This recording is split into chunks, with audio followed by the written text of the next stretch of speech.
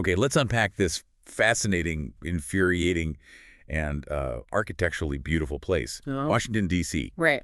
Most people picture the monuments, the marble halls of power, the White House, that iconic image. But what we really have here, based on the source material you shared with us, Mhm.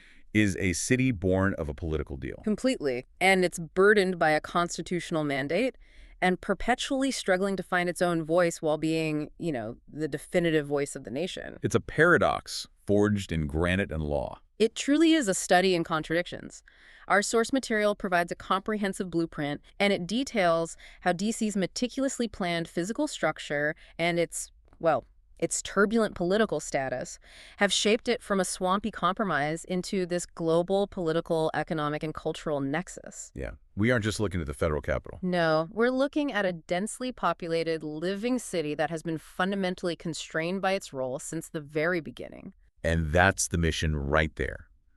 Understanding the city, not just the capital. Mm. Our deep dive is set to cover its dramatic history, a story of burning and retrocession and rebirth. And its utterly unique and often absurd political structure, which is really defined by a lack of local control. Plus the powerhouse economy that flows around the government and the vibrant, often overlooked culture that exists so far beyond the National Mall. And the big question that ties all this together for you, the listener, is this. How does a federal district created specifically for national security and political compromise under exclusive congressional jurisdiction? Right. How does it manage to balance the crushing demands of global power and federal operations with the fundamental needs and democratic rights of its own local Washingtonian residents? That tension. That tension has defined every single major turning point in D.C.'s history, starting right at the very founding. So let's start at the very beginning, because D.C. was never supposed to be just another city. It was a political necessity. The founders, they explicitly wrote a requirement for it right into the Constitution. They did. And this necessity, it stemmed directly from a really painful experience. The establishment of a federal district was mandated by Article 1, Section 8 of the Constitution. And that required a district under exclusive congressional jurisdiction, Right. not exceeding 10 miles square. Exactly. And this was a direct response to what happened in 1783 with the Pennsylvania Mutiny. Sometimes it's called the Philadelphia Mutiny. Remind us of that incident, because it sounds like the founders were deeply scarred by it. Oh, they absolutely were. In 1783, you had Revolutionary War soldiers, unpaid and angry, who surrounded the State House in Philadelphia where the Congress was meeting. And they were trapped. Essentially. Congress requested protection from the Pennsylvania state government, but the state refused to mobilize its militia. So Congress had to just flee. They were forced to flee Philadelphia and relocate to Princeton, New Jersey. The framers realized right then that the new federal government could not be dependent on the willingness of a state government to protect it or even allow it to operate. So absolute, exclusive federal authority over the capital was deemed non-negotiable for the security of the whole republic. That was the logic. So establishing the need for a district was easy. Establishing the location was, well, that was the result of one of the great backroom political bargains of the early republic. The Compromise of 1790. That's where the high-stakes drama occurred. The northern states, led by Alexander Hamilton, they wanted the federal government to assume the collective Revolutionary War debts of all the states. And the southern states were not having it. Not at all. Led by Thomas Jefferson and James Madison, they heavily resisted this measure. They saw it as giving way too much power to the federal center. But the South wanted the capital. Exactly. And that was the key trade-off. It was brokered during a famous dinner meeting, which is documented in our sources. It was a political bargain. So what was the deal? Southern representatives would vote to allow the federal assumption of state debts, which would stabilize the national credit. That was Hamilton's key priority, in exchange for locating the new national capital in the South. Specifically along the Potomac River. Right. The Residence Act formalized this location, establishing the 100 square miles of the district and marking July 16, 1790 as the official founding date. So the initial federal district was this perfect 10-mile by 10-mile square, 100 square miles total, with land ceded from both Maryland and Virginia. But this wasn't empty wilderness, was it? No, not at all. The territory already included two established colonial port cities, Georgetown, which was founded in 1751 on the Maryland side, and Alexandria, Virginia, founded in 1749 on the Virginia side. So the challenge was integrating these existing areas while designing a new monumental core. And the initial surveying of this new territory in 1791 was itself a historically significant endeavor. It must have been a huge technical task for the time. A massive one, led by Andrew Ellicott. Our sources highlight the crucial inclusion of Benjamin Banneker, the African-American astronomer and polymath who worked on the surveying team. And his involvement is so important. It really is. It underscores that the city's intellectual foundation, just like its physical foundation, was complexly tied to the dynamics of race and labor from day one. And speaking of names, they settled on the city of Washington and the District of Columbia. That's just classic American symbolism. Very much so. The city itself was named on September 9th, 1791, in honor of President George Washington, and the district was named Columbia. Which was the popular, poetic, sort of female personification of the young United States. Right, a blend of classical ideals and national ambition. And this ambition is where Pierre-Charles L'Enfant comes in. He designed a capital meant to impress, one that rivaled the European seats of power. He was drawing direct inspiration from places like Versailles and the Tuileries Gardens. L'Enfant's 1791 plan was truly a statement of intent for the new republic. He didn't just want a grid. He wanted a system that was efficient, beautiful, and also defensible. And his vision included those iconic broad streets and diagonal avenues radiating out from circles and rectangles. Yes, and those diagonals were vital. They connected the major focal points, the Capitol and the future White House. They ensured clear sightlines for defense, and they maximized open space. Laying the groundwork for what would become the vast National Mall. Exactly. He had a genius plan, but he clearly lacked political finesse. That's the tragic tale of L'Enfant, isn't it? It is. He had the grand vision, but he clashed constantly with the commissioners overseeing the construction. He viewed their practical concerns as beneath his artistic temperament. And Washington eventually just had enough. George Washington dismissed him in March 1792. Andrew Ellicott finished the design, revising some street patterns for practicality, though L'Enfant justly retains the credit for the overwhelming monumental quality of the final blueprint. As we admire that grand vision, though, we have to look directly at the critical dark detail that permeated the foundation of the city. We do. D.C.'s development was explicitly reliant on slave labor. Absolutely. When the land was ceded, both Maryland and Virginia were slave states, and the laws governing slavery continued to operate in the district. The immense physical labor required for the monumental construction, Leveling the ground, quarrying stone. building the Capitol and the White House, it all relied significantly on enslaved and free black laborers. Furthermore, as a capital located between major slave states, D.C. quickly became a central node in the nation's brutal internal slave trade. It established itself as an important slave market. A very important one, right up until the Compromise of 1850. That initial compromise and expansion faced its first existential threat very early on, the crisis of 1814 during the War of 1812. This was the dramatic burning of Washington, a massive national humiliation. Following their victory over American forces at the Battle of Bladensburg, British troops occupied the city on August 24, 1814. And they were seeking retaliation for American destruction in Canada, right? That's right. They marched into the city and systematically set fire to the core federal buildings. The White House and the Capitol were both gutted, correct? Yeah. Gutted. The White House was burned, forcing the quick evacuation of its occupants, and the Capitol, which was still unfinished, was severely damaged. But what's fascinating, and adds this layer of almost divine intervention to the story, is that the occupation only lasted for 24 hours. It's an incredible detail. The British were forced to evacuate by a severe, sudden storm. It was possibly a hurricane or a major tornado, which extinguished the fires, but also caused more destruction to the city than the British troops themselves. So the weather system basically saved the capital from a prolonged occupation and even more damage. It's a remarkable historical footnote. The city recovered, it rebuilt, but the next major event reshaped the district permanently, the 1846 retrocession. This is where the original 100 square miles went down to the size we recognize today. This was a pivotal moment, and it was driven by fear and economics. The territory south of the Potomac, which included the city of Alexandria, had been declining economically relative to the growing northern parts of the district. So residents felt neglected by congressional management. They did. But the decisive factor was politics, specifically the politics of slavery. They were afraid of Congress abolishing slavery in the district. Precisely.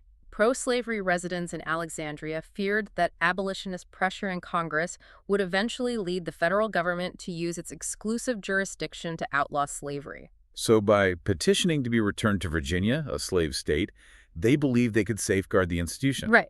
Virginia voted to accept the land back in February 1846, and Congress formalized the retrocession on July 9, 1846, returning all the territory Virginia had ceded. And as you mentioned, their fears were confirmed shortly thereafter. Today, by reducing the district's size, the anti-slavery forces in the remaining smaller D.C. gained greater political influence, And then came the Compromise of 1850. which soon outlawed the slave trade within the reduced district. And then in 1862, the Compensated Emancipation Act freed about 3,100 slaves, making D.C. one of the first jurisdictions to eliminate slavery. And this was months before the National Emancipation Proclamation. Yes. The move also served as a crucial test case for federal intervention in slavery. The Civil War brought explosive growth to the city, followed by a major political reorganization designed to manage that rapid expansion. The war cemented D.C.'s status. It led to a massive expansion of the federal government and a population boom, driven notably by a large influx of freed slaves seeking opportunity and security. The population swelled by 75% in a single decade. It was huge. But this growth resulted in a city with terrible sanitation, unpaved streets, and inadequate infrastructure. This chaotic growth led Congress to pass the pivotal Organic Act of 1871. This act sounds bureaucratic, but the critique rightly points out it's where D.C.'s modern identity and its struggles really begin. It is the moment D.C. lost its local democratic rights for a century. The Organic Act of 1871 was designed to create order. It abolished the separate charters for the cities of Washington and Georgetown, and it abolished Washington County. And it created a single, new territorial government for the entire District of Columbia. Crucially, it put this new territorial government under the direct control of a federally appointed governor and board. So local elections were suspended. Effectively, yes. The source material states that after this, the city of Washington became legally indistinguishable from the District of Columbia, a unified municipality, but the local democratic structure was just gone. The entire district was consolidated into one political entity managed by federal appointees. And that action set the stage for the century-long fight for self-governance. It is the historical root of the political paradox D.C. faces today. Congress had established its capital and then stripped the residents of their ability to govern it themselves. That historical context is so crucial because it shows that for D.C., home rule is a concession, not a right. The foundational mandate from Article 1, Section 8, that exclusive congressional jurisdiction, it never went away. Never. It simply defines the city's entire political existence. It's the ultimate legal lever. It is. Even after D.C. finally regained a measure of self-governance with the Home Rule Act of 1973, which was a major victory for the city, Congress retains the ultimate inherent power. So every local law, the entire budget, it's all still subject to congressional review. And potentially a legislative veto or intervention. Let's detail the current local governance structure that resulted from that 1973 act. It's a hybrid system. It is. The system now includes an elected mayor, currently Muriel Bowser, who serves as the chief executive.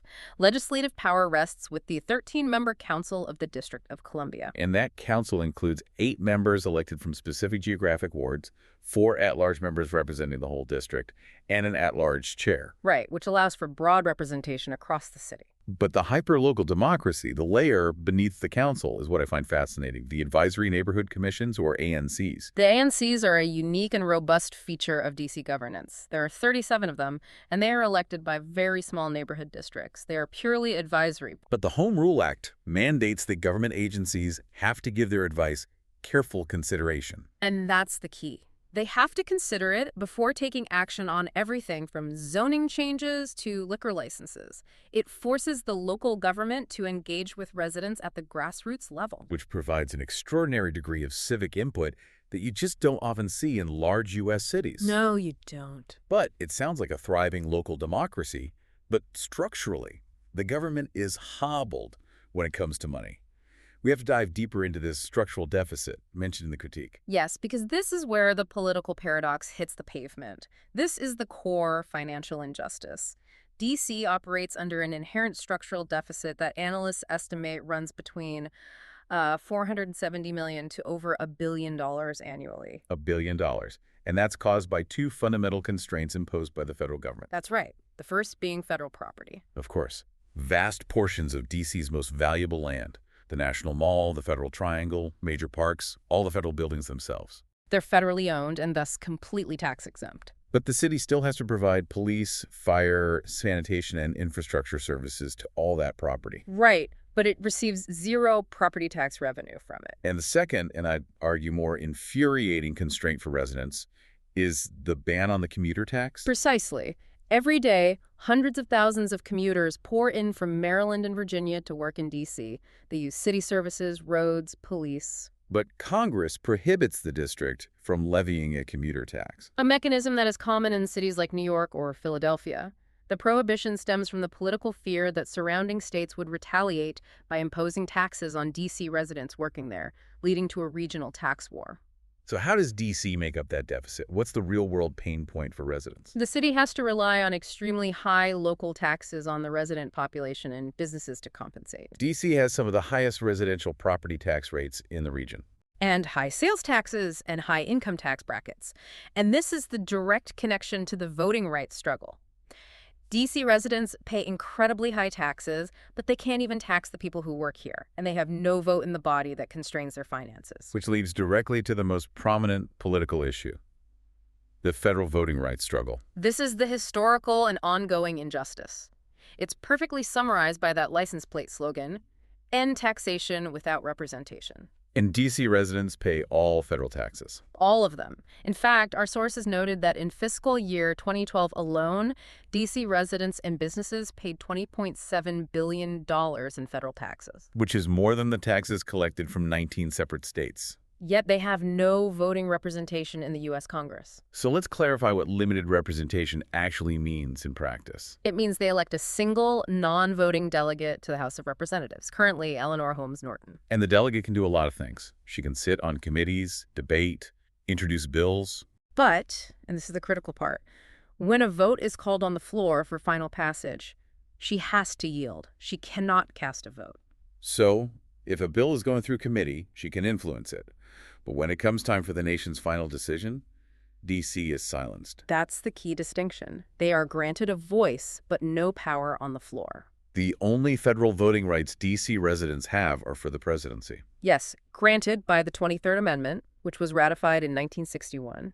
This amendment grants the district presidential electors 3 votes, matching the least populous state, finally allowing Washingtonians to vote in a presidential election. That level of disenfranchisement seems unbelievable to outsiders, and our sources confirm this ignorance is widespread. It is shocking. A 2005 poll found that 78% of Americans were simply unaware that residents of Washington, D.C. have less representation in Congress than residents of the 50 states. The city has done its best to educate the public, often using that iconic license plate slogan, but the fundamental legal reality is still opaque to most Americans. And that frustration feeds directly into the statehood movement, which has gained significant traction. And they've proposed a new name, Washington, Douglas Commonwealth. Yes, the statehood movement has been a political force since the 1980s, gaining overwhelming local support. In the 2016 referendum, 85% of D.C. voters backed the idea of statehood. And the proposed name is so deeply symbolic. It is, combining the name of the first president with Frederick Douglass, the great abolitionist who lived in D.C. and represented the struggle for full rights. The argument for statehood is simple: full rights for full taxpayers.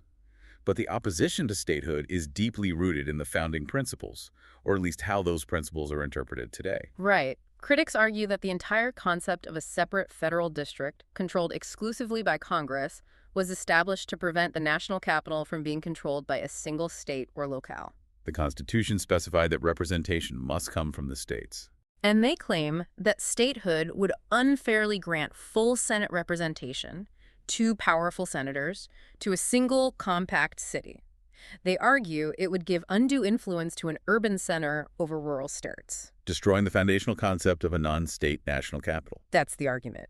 And the statehood bills have tried to address this opposition directly. How so? The 2021 statehood bill attempted to neutralize this by proposing to shrink the remaining federal district, the federal enclave, to only encompass the core federal buildings around the National Mall, the White House, and the Capitol. And the rest of the residential and commercial areas would become the new state? Exactly. So a small, secure federal district would remain, and the residents would gain full statehood. But that legislation, of course, faces immense political hurdles in Congress. Now we have to discuss one of the most remarkable and frankly concerning developments in the city's recent history, one that perfectly illustrates the precarious nature of this political company town. The August 2025 federal intervention. This incident is the ultimate alarm bell for home rule advocates. It's a stark demonstration of Congress's ultimate authority over the city, which can be exercised through the executive branch. So first we need the crime context. Right. D.C. has historically seen very high crime rates, peaking as the murder capital in the early 1990s, with 479 homicides in 1991. After a long decline, crime spiked sharply again in 2023, recording 274 homicides, a 20-year high. And the sources highlight friction over the prosecution rate. Yes. There was significant internal friction between residents, police, and the city government over the fact that a high rate of arrested offenders were not being prosecuted. It stood at 56% by late 2023. Nearly double the rate from a decade earlier. It was against this backdrop of elevated violence and perceived lack of enforcement that the federal government stepped in. That's when President Trump acted, citing rampant crime. Correct. On August 11th, 2025, the president invoked Section 740 of the Home Rule Act. What did that do? This declaration of a public safety emergency allowed the federal government to switch control of the Metropolitan Police Department from the city government to the Department of Justice. Federal law enforcement agencies and the D.C. National Guard were simultaneously deployed to patrol the city. So was this truly unprecedented? Didn't Congress always have this power?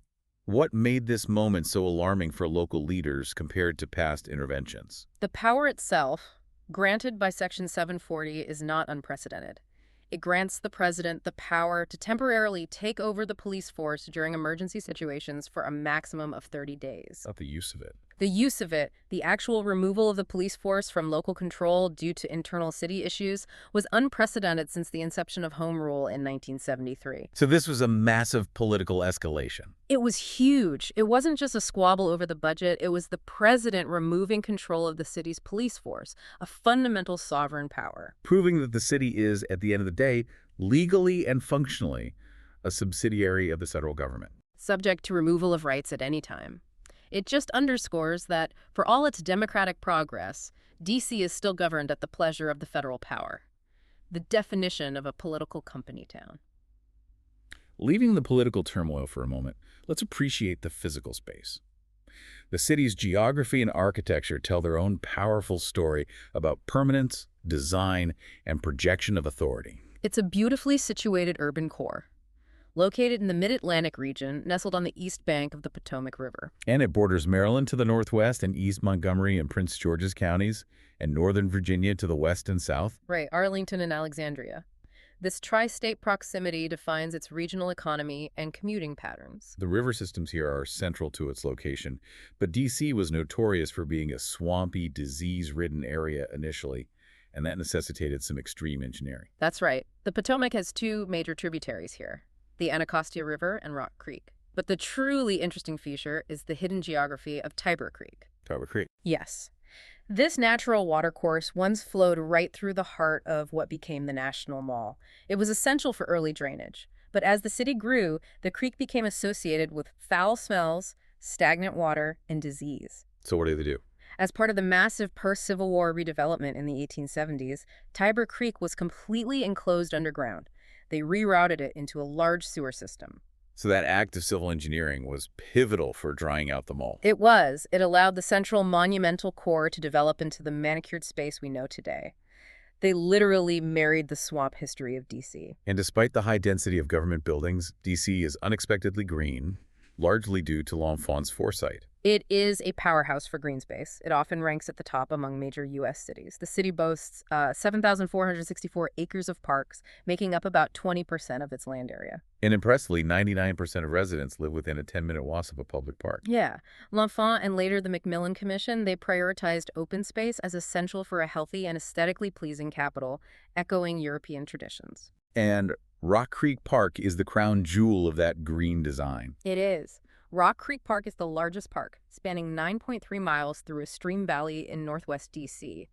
Established in 1890, it holds the distinction of being the country's fourth oldest national park. It provides vital ecological and recreational space right within the city limits. It does. We should also mention the 446-acre U.S. National Arboretum in northeast D.C., Home to the striking National Capitol columns. which are remnants of the original Capitol building that stand dramatically in a field. It's an amazing sight. Now let's return to L'Enfant's blueprint, because his grid system defines everything about navigating the city. His structure is brilliant in its order, which is why you rarely get truly lost once you understand it. The city is divided into 4 quadrants: northwest, northeast, southeast, and southwest. And they all radiate from the single point of the U.S. Capitol building. Which means every DC address must include that quadrant abbreviation, because otherwise 4th Street might appear 4 different times. And the naming system is completely consistent, which makes it easier than many cities to figure out. It is the model of clarity. East-west streets are letters, starting from A, though A Street no longer really exists due to the expansion of the mall. And north-south streets are numbered. Right. And the signature diagonal avenues that carve through the grid, connecting the focal points, are named after the states of the Union.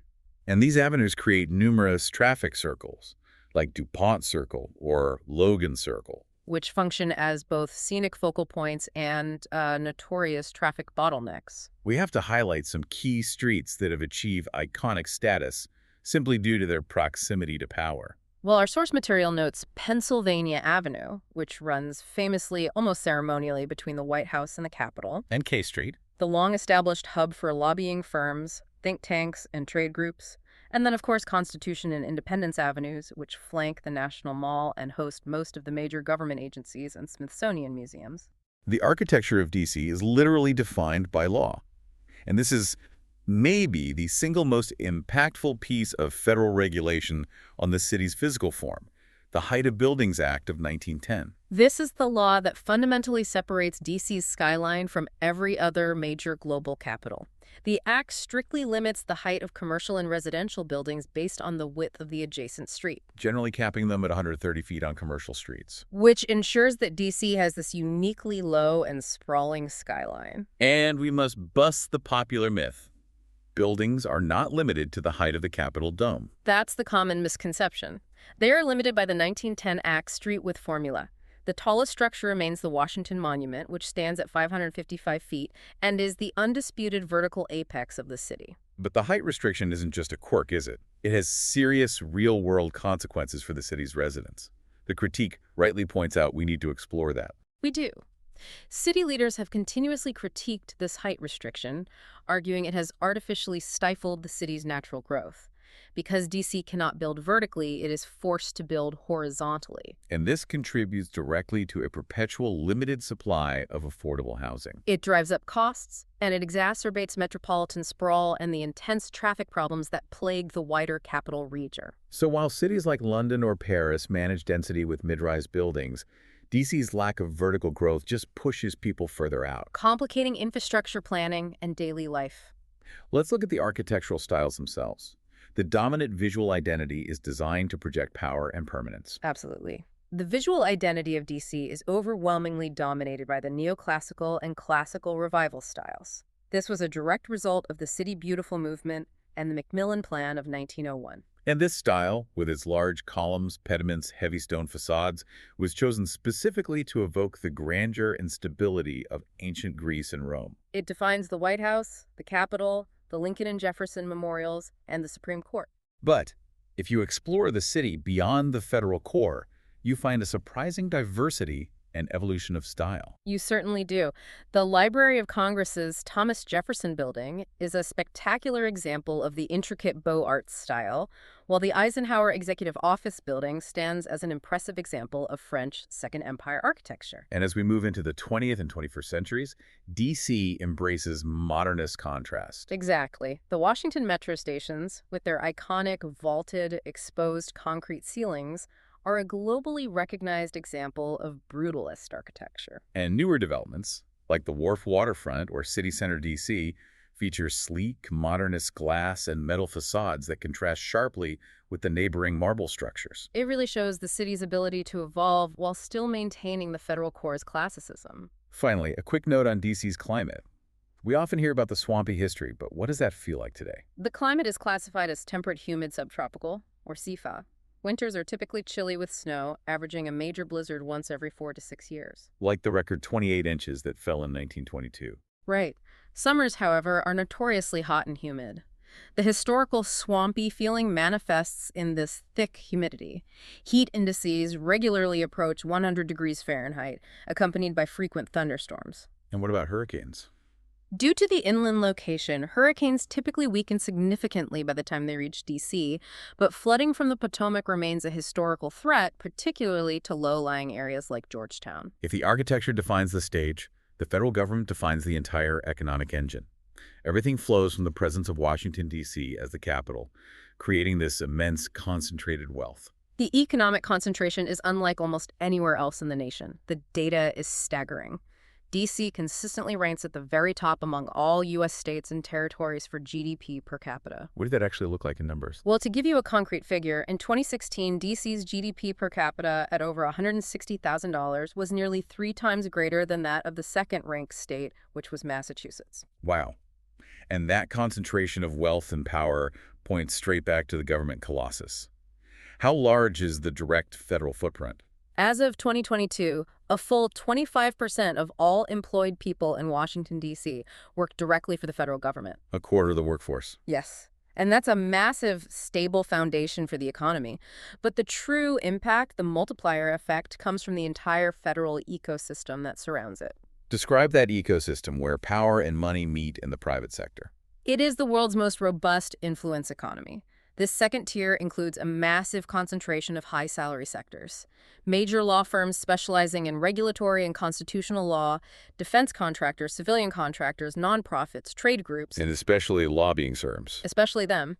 These entities establish their headquarters nearby, often centralized in the K Street hub, specifically for proximity, access, and the ability to influence government decision-making on an hourly basis. K Street is almost a character in DC mythology. It's where that revolving door between public service and private influence spins fastest. Absolutely. K Street is shorthand for the professional influence industry. Its existence is a direct consequence of the immense amount of money the federal government spends and regulates. So whether it's drafting legislation, lobbying for contracts, or influencing regulations. The constant stream of power and money flowing through that ecosystem generates huge economic activity that benefits the city immensely, though unequally. Beyond direct contracting and lobbying, the city is globally dominant in policy discussion and academic research. D.C. is recognized worldwide as the think tank capital. It is home to 8% of the country's think tanks, including major players like the Heritage Foundation, the Brookings Institution, the Cato Institute, and the Carnegie Endowment for International Peace. And these groups conduct the research and fuel the policy debates that directly influence legislative and executive decisions. Reinforcing D.C.'s role as an intellectual nexus for global governance. And the diplomatic footprint here solidifies DC's status as a world political and financial capital, not just a national one. That's right.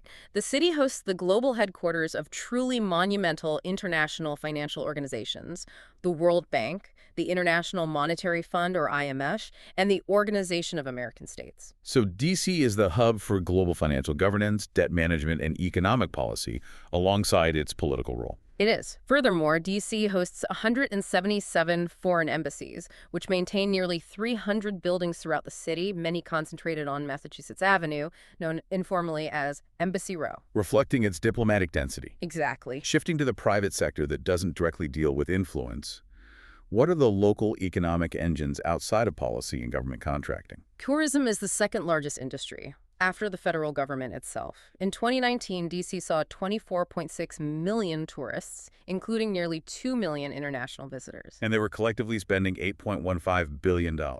A huge amount. This industry supports massive sectors like lodging, food and beverage, entertainment, and transportation. It helps diversify the economy away from purely federal dependence, though, of course, tourism is highly sensitive to political or security events. And what about traditional finance and corporate headquarters? Does DC function as a financial center? It does, increasingly. DC has a growing financial presence. It's ranked as the eighth most competitive financial center globally and the fourth most competitive in the U.S., according to the 2023 Global Financial Centers Index. So while it's not New York, It's not New York, but it is home to major companies like Fannie Mae, Amtrak, Danaher Corporation, and major internationally influential law firms like Hogan Lovells. It's a highly diversified, centralized metropolitan economy, driven almost entirely by the presence of a single, non-taxable entity, the federal government. let's move past the economic engines and into the true heart of Washington, the culture and the community.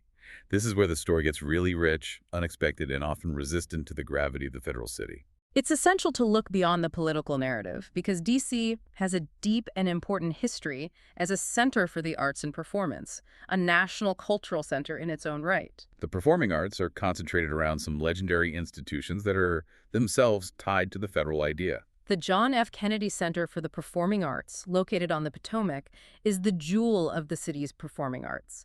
It's home to the National Symphony Orchestra, the Washington National Opera, and the Washington Ballet.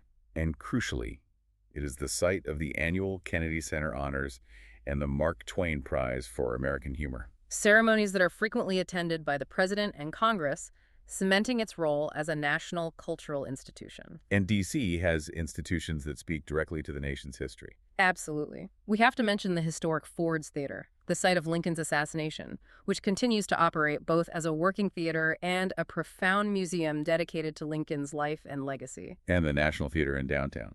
Which opened in 1835, is the second longest continuously operating theater in the nation, right after the Walnut Street Theater in Philadelphia.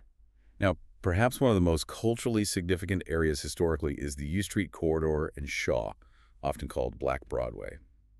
This area highlights the specific identity of Washingtonians outside the political sphere. This was a vital cultural center, especially during the early 20th century.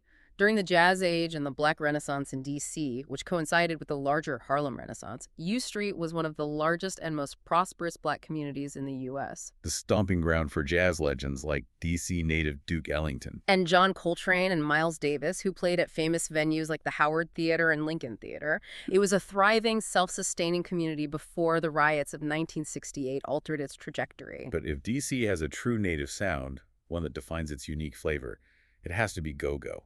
We need to dedicate some time to this distinct genre. Go-go is profoundly unique to D.C.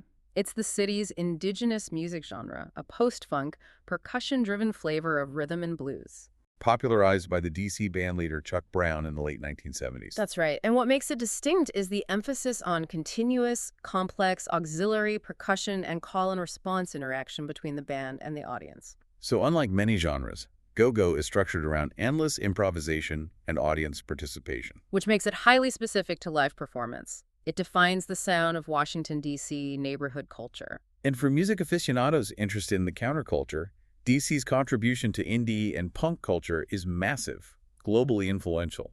It is often overlooked in favor of the federal narrative, but the D.C. hardcore punk scene flourished starting in the 1970s, particularly in neighborhoods like Adams Morgan. This scene was founded on a distinct ideology, the straight edge movement, and a fierce DIY ethos. And the DC-based label Discord Records. Formed by Ian MacKaye, the frontman of Fugazi, was cited in our sources as one of the most crucial independent labels in the genesis of 1980s punk and 1990s indie rock. This local anti-establishment culture runs directly counter to the K Street machine. Let's move to cuisine, because D.C. has quietly become one of the country's best dining cities, and it's home to some unique staples you won't find anywhere else. The city's culinary scene has achieved global recognition. Due to 20th century immigration, particularly from East Africa, D.C. is known globally for having excellent Ethiopian cuisine. And the Shaw neighborhood is often nicknamed Little Ethiopia. The concentration and quality are truly world-class. And what are the classic comforting D.C. staples that are mandatory eating for anyone trying to understand the local flavor? You have to try three things. First, the half-smoke. This isn't a hot dog.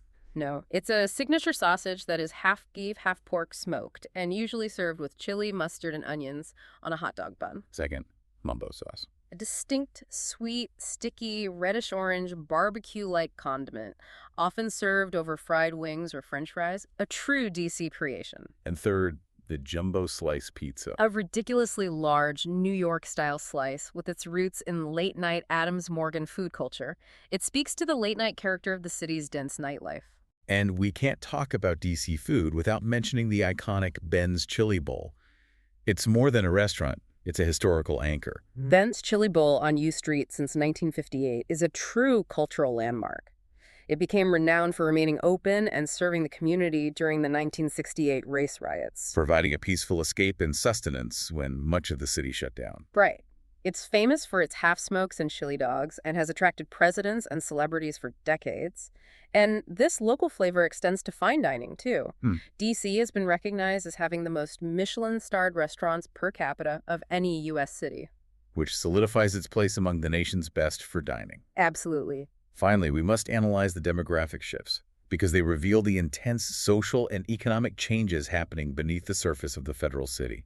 Changes that directly contrast with the massive wealth we just discussed. The historical context is vital here. D.C. has always had a large black population, consistently around 30% between 1800 and 1940. Following the Civil Rights era and the expansion of the federal government, it reached its peak. Becoming a majority black city, nicknamed Chocolate City, at 70% in 1970. Right, but that demographic profile has changed dramatically in the last few decades, often linked to gentrification. It has. Since 1970, the black population has declined, partly due to African Americans moving to the surrounding suburbs, but it was significantly accelerated by rapid economic development and gentrification. A high-profile study by the National Community Reinvestment Coalition found that D.C. has experienced more aggressive gentrification than any other U.S. city. With 40% of its neighborhoods affected between 2000 and 2013. Yes, and between 2000 and 2010 alone, the non-Hispanic white population increased by over 31%, while the black population decreased by over 11%. Yet, even with this influx of new, highly paid residents and a high median household income, the poverty rate is shockingly high.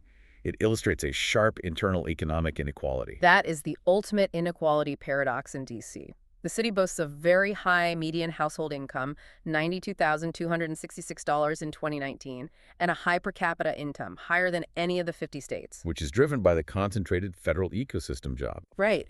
Yet its poverty rate stood at 14.7% in 2019. That figure, nearly 1 in 7 residents, reflects profound internal economic inequality and displacement. We also see significant immigration. Major sources from El Salvador, Ethiopia, and Guatemala, resulting in strong cultural concentrations like the Salvadoran community in Mount Pleasant. As a planned city, infrastructure is key to how D.C. functions, but much of the existing public transit system is actually the result of fierce public resistance to highway planning in the 1960s. This is a great piece of urban history known as the freeway revolts. In the 1960s, planners proposed extensive interstate highways that would have carved directly through established D.C. neighborhoods. But public opposition, led by local activists, successfully blocked the construction of much of this proposed highway system. Which would have devastated historic communities. Because of these revolts, Interstate 95, the major East Coast highway, bends around the district, forming the eastern portion of the Capital Beltway. And the major success of that fight was the redirection of funds, which redefined how Washingtonians get around. Crucially, a portion of that proposed highway funding was legally redirected toward public transportation infrastructure. Specifically the Washington Metropolitan Area Transit Authority, or the Metro. Right.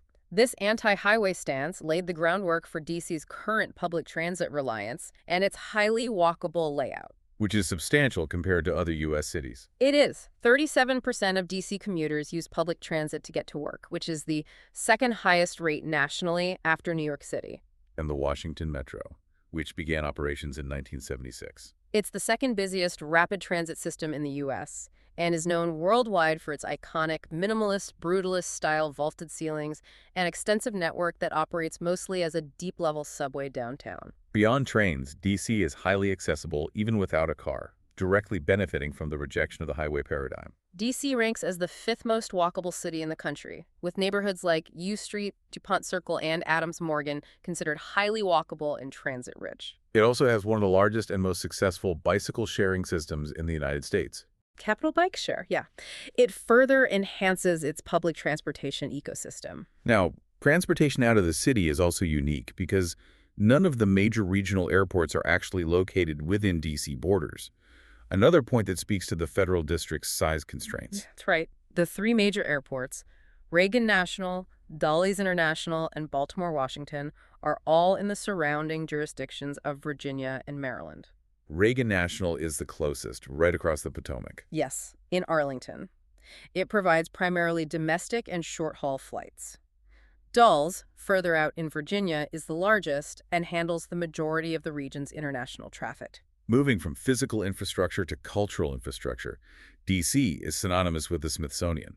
It is essentially the world's largest, most concentrated museum complex. And its accessibility is paramount to its national mission. The Smithsonian Institution is federally funded, and all of its official museums offer free admission to the public. The sheer scale is just difficult to grasp.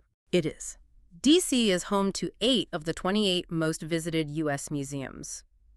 In 2022, for instance, the National Museum of Natural History was ranked the 5th most visited museum globally. That concentration of knowledge and history is unbelievable. Name some of the diversity within the Smithsonian umbrella. The diversity is immense. You have the vast collections of the National Museum of Natural History, the National Air and Space Museum, the powerful National Museum of African American History and Culture, The National Museum of the American Indian, and even the National Zoo.